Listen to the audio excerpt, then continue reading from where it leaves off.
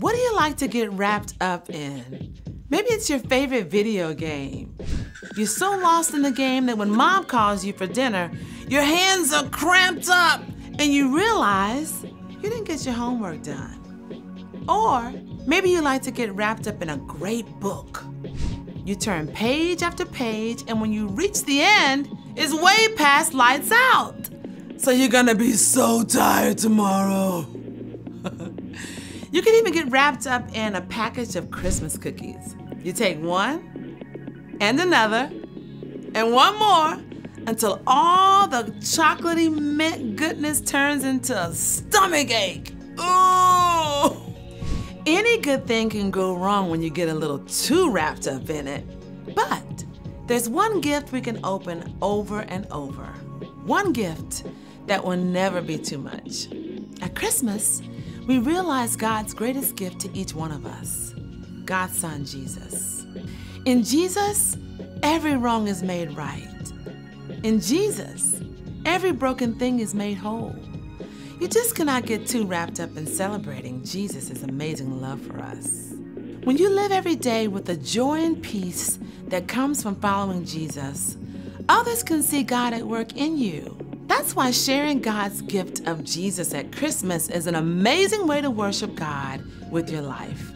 Because worship is about more than just singing loud. It's all about living loud.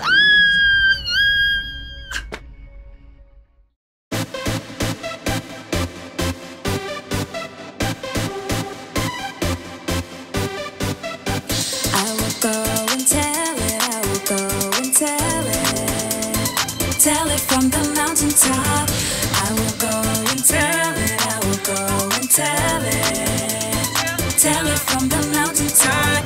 Thank you for sending Jesus. He was born for all the world.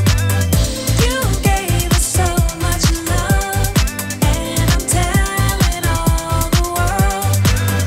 I will go and tell it. I will go and tell it.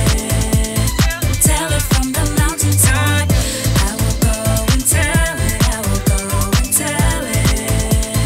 Tell it from the mountaintop. The night Jesus came started like a silent night. The shepherds looked up and saw the brightest light. And then what happened was a bigger surprise.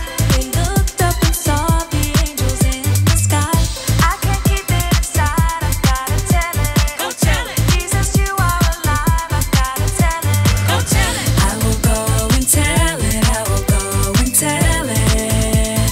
Tell it from the mountaintop. I will go and tell it. I will go and tell it. Tell it from the mountaintop. Go, go, go. Tell it. Go, go, go. Tell it. Go, go, go. Tell it. Go, go, go. Tell it. Let's give it a try. Go tell it. Let's give it a try. Go tell it. I'm telling everyone everywhere he's alive. Just like the angels singing in the sky. I can't keep it inside, I've gotta tell it. Go tell it. Jesus, you are alive, I've gotta tell it. Go tell it. I will go and tell it. I will go and tell it. Tell it from the mountaintop. I will go and tell it. I will go and tell it. Tell it from the mountaintop. Go, go, go. Tell it. Go, go, go. Tell it. Go, go, go. Tell it. Go, go, go. Tell it. Thank you for sending Jesus. He was born for all the world. You gave us so much love, and I'm telling all the world.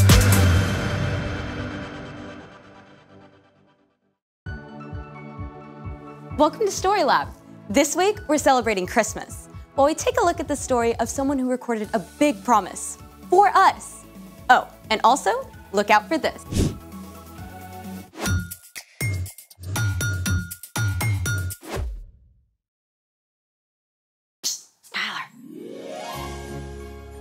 Hey, I'm Skylar. And I'm Sebastian. We're talking about Christmas, which is celebrating Jesus, God's greatest gift.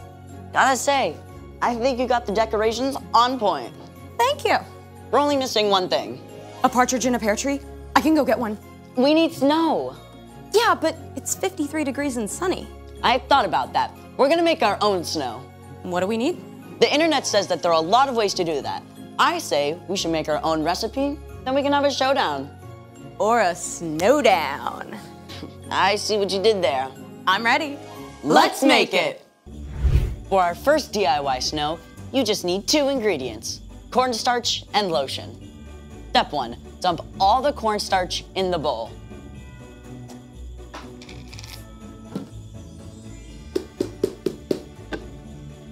Step 2, mix a bunch of lotion.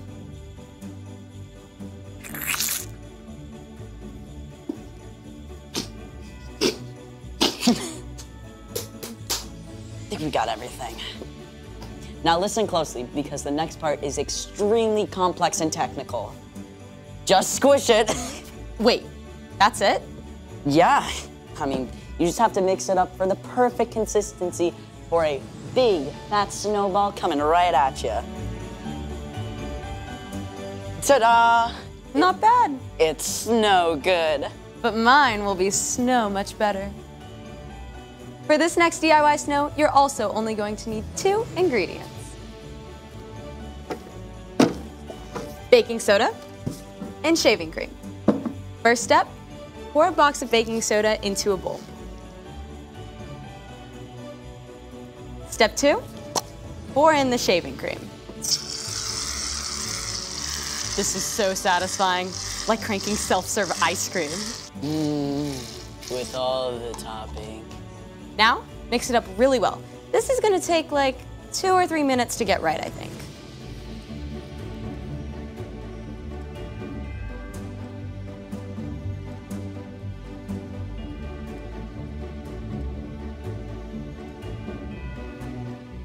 Now this is superior snowball snow right here. Superior to what? I think that's obvious. There's only one way to decide. Cornstarch and lotion up first. Ready? Sure. Let it go, let it go. Can't. That's so 2013. Were you even born in 2013? Yes. Here goes. It moves. That's right. 3, 2, 1. Ooh, let's see that again.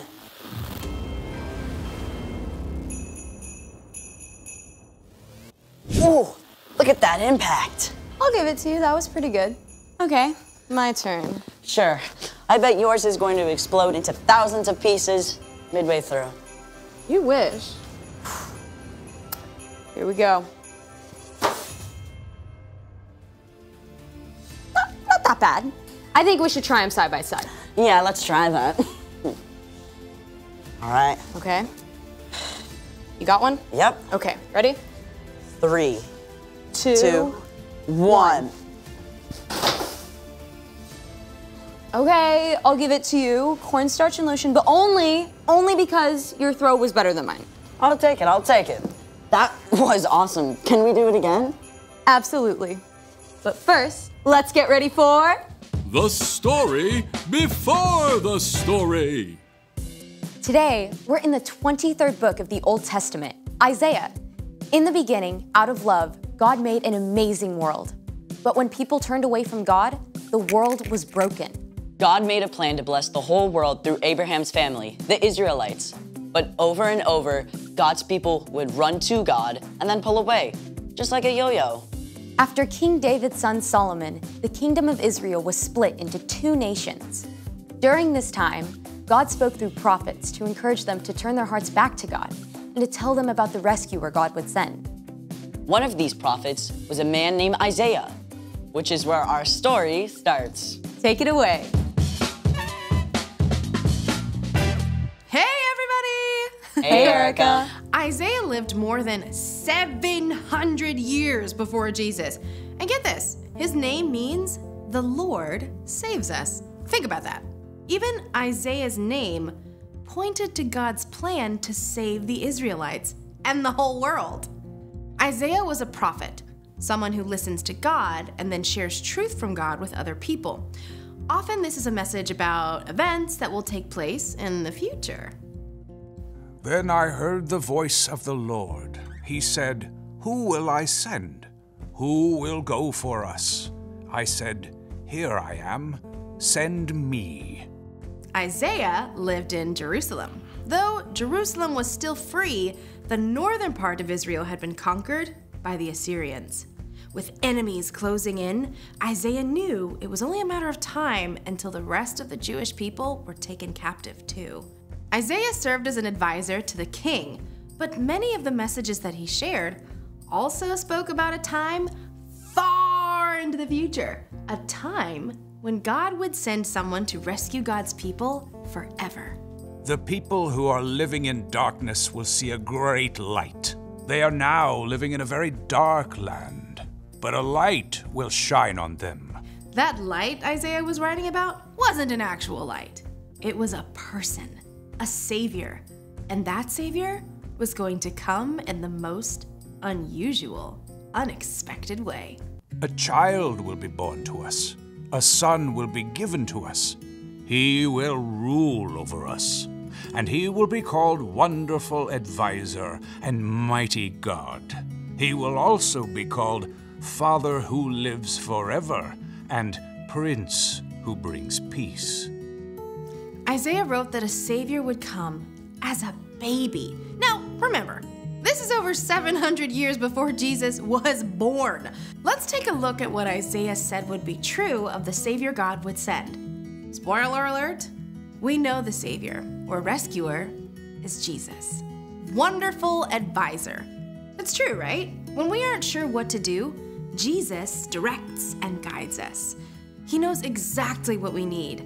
Even when we face the most difficult challenges, we can always trust him to lead us in the right direction. Now consider mighty God. Jesus is stronger and more powerful than any earthly king. Just think of the amazing things that Jesus did. He made people who were blind see and healed people of all kinds of sickness. He turned one small lunch of bread and fish into a feast for thousands of people. And when he spoke to a storm, it listened and stopped right away. Father who lives forever. Jesus will live and reign forever. He was with God in the beginning, and he'll never leave us. Like a good father, he provides everything that we need. He always wants to spend time with us and delights in us, even before we do anything for him. Prince who brings peace. When people turned from God, the world was broken. When Jesus laid down his life for us and rose again, he made peace between people and God. When we believe in Jesus and follow him, our relationship with God is restored. We can have life forever with God. In the end, Jesus will bring an end to all conflict and all wars, and in Jesus, everything that is broken will be made whole. These are amazing promises! But Isaiah wasn't finished with his picture of the rescuer God was going to send. There will be no limit to how great his authority is. The peace he brings will never end. He will rule on David's throne and over his kingdom. He will make the kingdom strong and secure. His rule will be based on what is fair and right. It will last forever. The Lord's great love will make sure that happens. He rules over all. From the very beginning, God had a plan to rescue the Israelites, right? Even when things seemed dark and hopeless, God was making a way, not just for the Jewish people, but for all of us to be saved. And it would all depend on a tiny, helpless baby. But that's a story for next time. Mind blown. I mean, it's incredible how everything came together. God's always at work, even when we don't see it. So, what's our part in this story? Glad you asked. Well, just like for the Israelites during the time of Isaiah, things can look pretty dark. We hear about terrible things happening all over the world all the time. And there are probably some things going on in your own life that don't make sense either. Maybe your best friend is moving away, or your mom just lost her job and you can tell your parents are really worried. Yeah, or you might be like my friend, where she has a condition where she has to go into the hospital every month for treatment. It's tough, and none of these things seem to make sense. But even when you can't see the way forward, remember that Jesus is our wonderful advisor. Our mighty God and Father who reigns forever. Our Prince of Peace. Exactly, and you can trust that God has a plan, and that in the end, everything that's wrong and confusing will be made right. Now that's something to celebrate. For sure. I'll see y'all next time. Bye, Erica. So here's the thing. God always has a plan. I have a plan for the rest of this snow. Hey! Thanks for joining us in the Story Lab. See you next time.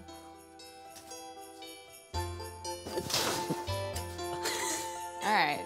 Good shot. Good shot.